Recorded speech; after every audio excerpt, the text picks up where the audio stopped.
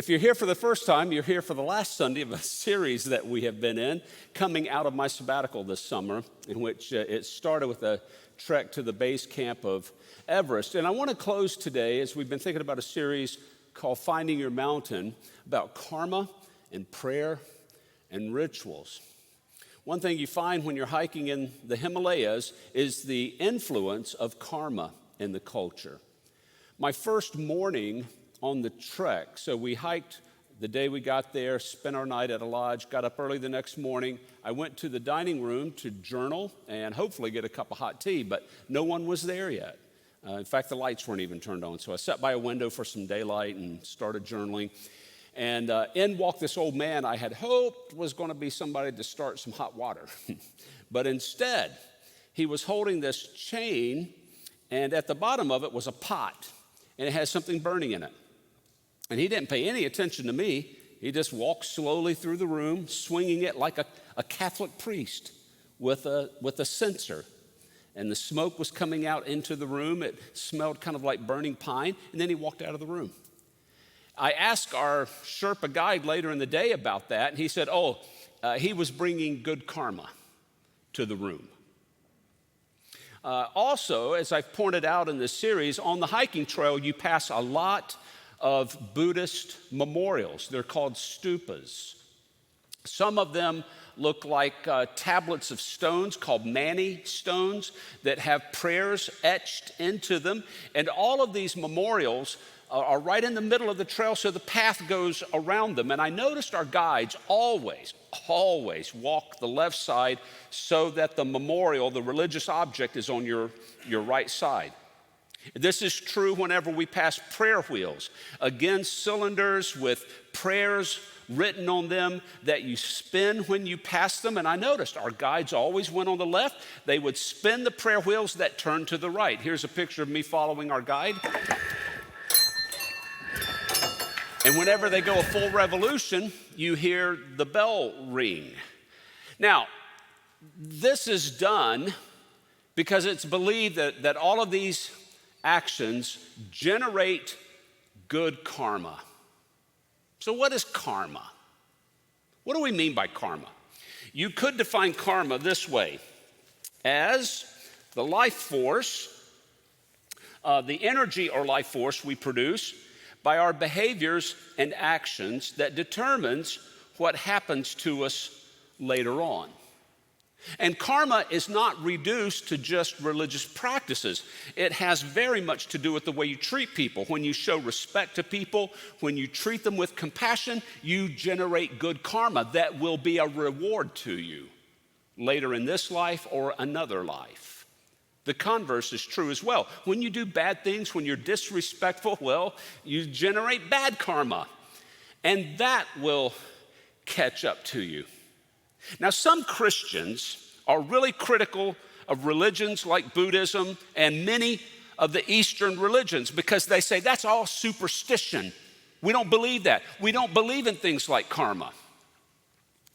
But if you think about what karma is about, you realize there are some strong similarities between karma and what we believe as Christians. So here's what I want to do in the message, and then we're going to celebrate Holy Communion.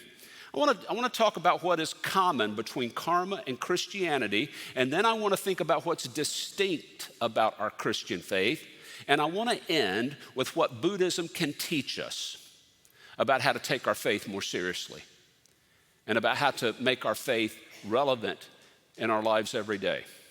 So let's start with what karma and Christianity have in common. One thing is this: karma teaches personal empowerment. Personal empowerment. Or in a more modern parlance, karma teaches personal agency. That we have the power to make decisions that determine our destiny. We have that power. Tina Turner found the courage in her Buddhist faith to take charge of her life and get out of an abusive marriage. She found that empowerment. Now, we as Christians, and especially especially as United Methodist Christians, believe something very similar. We call it free will. We believe God gives us free will to make choices in our lives, to cooperate with God. We have power to do things that very much determine outcomes in our lives. God gives us that freedom. So there's a lot of similarity there. Something else karma teaches is that you reap what you sow. It's not just the belief that our choices matter, but that our choices also have consequences. When you do good things, it will produce good things in your life. When you do bad things, it will cause bad things in your life. Now think about what some of our scriptures say. In the Old Testament, book of Ecclesiastes, the good you do will come back to you. That's karma. The Apostle Paul said, you reap whatever you sow. If you sow to your own flesh, you will reap corruption from the flesh. But if you sow to the Spirit, you will reap eternal life from the Spirit. Can you see the similarity there with karma? And then a third understanding of karma is that the goal of life is no more suffering. The goal of life is no more suffering. Now, Buddhists and Christians believe very different things about suffering. The Buddha believed that suffering comes from attachments, being too attached to things, so that when we can't have those things, it causes a suffering in our lives. So the goal of karma is that with each life, you get to a better place with more detachment. So eventually, you end up in nirvana, which is complete enlightenment. And the belief is that enlightenment is a place where there's no more suffering. Now, we might believe different things about suffering, but Christians also hold in common a belief that our lives and this world is going in a direction where one day God will recreate heaven and earth. And what will that place be like? The book of Revelation says it will be a place where there is no more tears. Book of Revelation, no more tears, which is no more suffering. It will be a place free of suffering. That's what perfection looks like. But this brings us up to a very critical distinction to be made of what separates us and what makes us different in our Christian faith. And that is this: we are not alone in bringing those things about. It is not life. It's not just about the sum of our good or bad choices. We believe that God is very much involved in our lives, that there is a God who rules over everything, and that God cares about us personally, and that God can be personally known. Now, that is a very big distinction. When the Apostle Paul wrote to the Colossians, he was writing to people who were influenced by multi-religious beliefs and practices. And in distinguishing what makes this Christian faith unique and distinctive, Paul was saying this God we worship can be personally known in Jesus Christ. So, Paul says to them in the passage which you heard a moment ago, Jesus is the image of the invisible God. God is invisible. God can't be known until you look at Jesus. There's a story about a girl in art class. She was about to start drawing, and her teacher walked by her desk and said, "What are you going to draw?" And she said, "I'm going to draw a picture of God." And the teacher said, nobody knows what God looks like. And with all confidence, the girl looked up at her and said, "They will in 5 minutes." Well, we can know what God looks like. God looks like Jesus. In fact, I want you just to exhale for a moment. And I want you to look at some pictures on the screen. Pictures of Jesus. And think about what these pictures make you think of. Maybe Jesus as a source of joy, a source of peace, a Jesus who looks right at you to say, you are known, you are noticed by God. Maybe you think of Jesus' love for the children and how Jesus loves all of us as little children, that Jesus cares for us. Maybe you think of Jesus as the good shepherd who goes and rescues the lost sheep, who cares when we get into trouble, who comes looking for us. Maybe you think about the fact that Jesus probably looked much more Middle Eastern than he did European. And if you think about Jesus' skin color, it was probably a lot more black than it was white. In other words, when we think of Jesus, we think of a God who wants all people to know that they are known by God, who is willing to identify and relate to every person on earth. That this God comes to let all people know that they matter to God, and that every person is worth this God dying for. And that by rising from death, Jesus did so that people would know that life is bigger and life is more than any individual moment. So the Apostle Paul has us think about how big a deal is this belief? How significant is it? He goes on to say, Christ is before all things, and in him all things hold together. In other words, life is held together not by our ability to hold it together. It is held together by a God who holds us. In him, all things hold together. There's a line in William Butler Yeats' poem, The Second Coming, in which he said, widening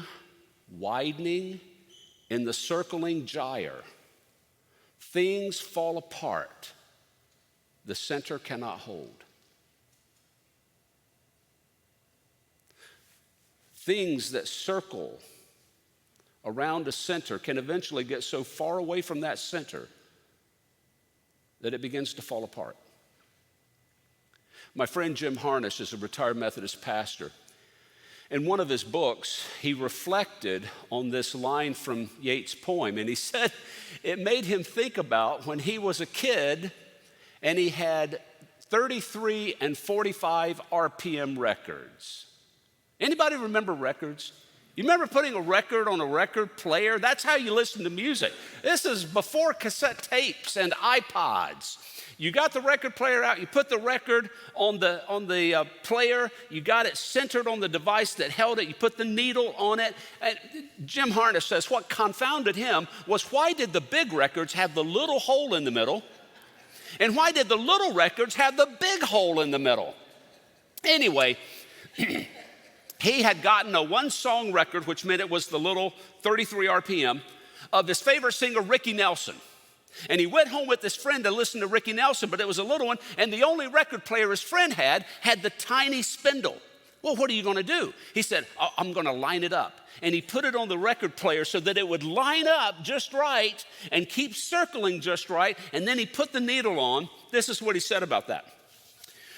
Ricky sounded fine for the first few bars. Then the record started to slide. The needle began to wobble, and the whole thing slid all over the place. I'd never heard of William Butler Yeats, but I discovered what it means to say things fall apart. The center cannot hold. Life needs a center. All of our lives need a center. And when we are the center of our lives, maybe things will work for a while. Maybe there'll be some pretty good harmony until something happens to us or until our determination wears out and things will slide and begin to wobble. We all need a center that will hold us together. And Paul says the center that holds us together is Jesus Christ. We must keep him at the center. How do we do that? This is where I believe Buddhists can teach us a thing or two as Christians.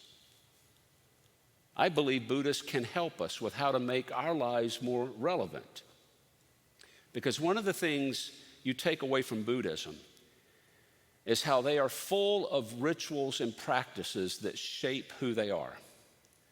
On many of the stupas I mentioned on the trail in the Himalayas, you see what are called the eyes of Buddha. The eyes of Buddha, that you are being watched. I asked my guide about this, and he explained, he said, that's not like a judgment that, the Buddha is looking at you and going to get you if you mess up. He explained it this way. He said, the eyes of Buddha represent the truth we know about ourselves.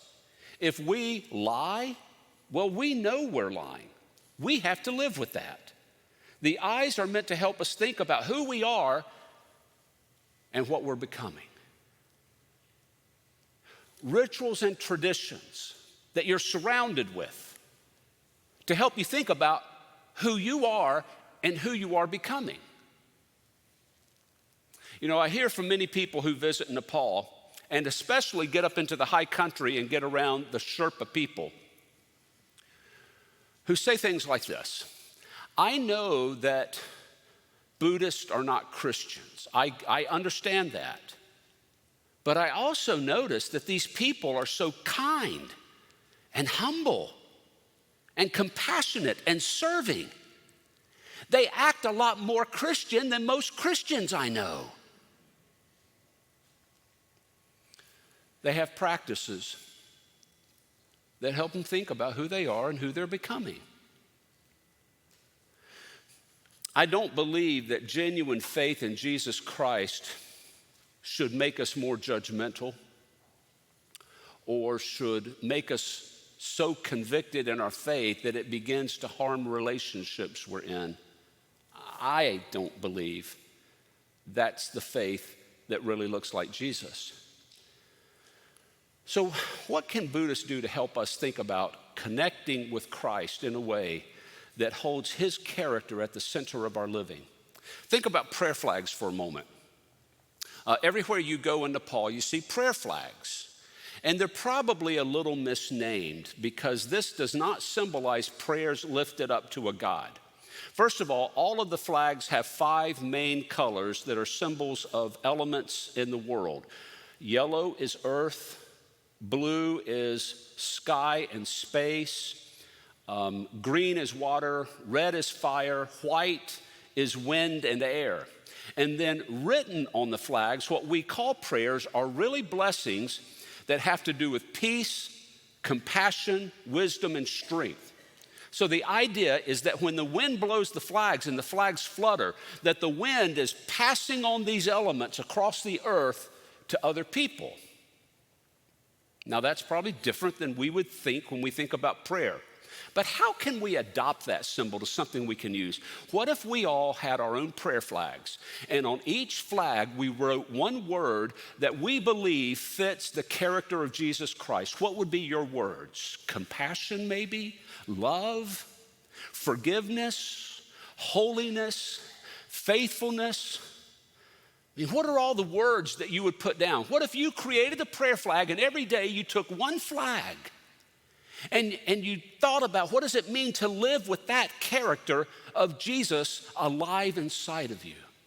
I mean, if you did this practice and you kept repeating the cycle, let's say you had 10 flags, 10 words, and every 10 days you did it over and over again. The one ask I would make is that you don't pray about the words as if it's something you don't already have. Lord, make me more compassionate. Lord, make me a loving person. That has a funny way of telling yourself, I'm not loving. I'm not compassionate. Try turning it around and saying, Lord, I am a person of compassion. And show me ways that I can let that out today. Lord, you have given me forgiveness. Use me today to forgive other people. Lord, I am full of compassion. I am full of love. I have mercy. Show me ways that I can show it today. See what it does in keeping Christ at the center. Go back to the idea of incense. This wasn't just in like the lodges we stayed in. This is a picture of an incense burner outside of a home that we walked past. Lots of people would do this. In the morning, they put the incense burner at the house. They burned the incense. What would that look like in our lives if every day, maybe we burned incense in the morning, we lit a candle maybe, and we just said, Lord, this candle symbolizes you are in this house right now. You are with me right now. You are alive and you are at work right now. I don't need to fret today. I don't need to keep saying, oh God, you must get in this situation. I'm going to believe you're already in the situation, regardless of whether I see it or not. Give me confidence and conviction that I can have peace knowing you're present. You probably see where I want to end this message. That this is the mountain. This is the mountain. Who we are and what we're becoming. The mountain is not getting to a place that's going to give us the happiness we're looking for because we don't have it now. The mountain is not waiting until we receive something we don't already have. The mountain is being who we are and who we want to become, letting it show. The first week, I mentioned this little book, The Zen of Climbing. It's written by a guy named Francis Sanzaro, and I got this while I was in Colorado, read it during sabbatical. He's a PhD scholar from Syracuse University who is also an accomplished rock climber. And throughout this book is this very simple idea that what gets in the way of a lot of rock climbers is they're too focused on the summit. They're too focused on their performance and how well they do, instead of just enjoying the art of climbing, getting on the rock and going, this is what I love, instead of focusing on where it's gonna get me. I mean, that's the simple idea. This is what he said is the Zen of climbing. Well, we Christians can buy into that. That what God wants for all of us is to find that the journey is about the journey itself, not the arrival, not where we end up. It's not about getting something we don't have, something given to us that we don't possess. It's about what we do with our lives. It's about what we can give. I saw a commercial some years back that I think demonstrates this thought pretty well. Take a look at this. I think I found my dream car. It turns out they want me to start next month. She can stay with you to finish her senior year? Of course she can.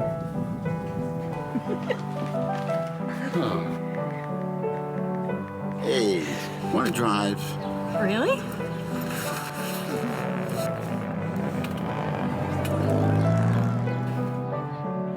Do you think we can do this, Robin? Things will be tight, but we can make this work. That's great.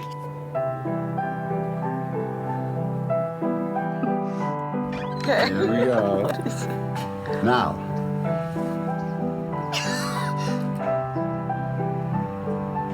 Wait, Grandpa, what about your dream car?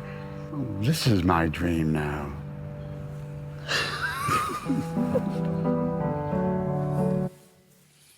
I love that. This is my dream now. This is my dream. This is my mountain. It's not getting to some place where we get what we think is going to give us joy and lasting reward. It's about what we can give. It's about what we can do with our lives. That is what I call good karma.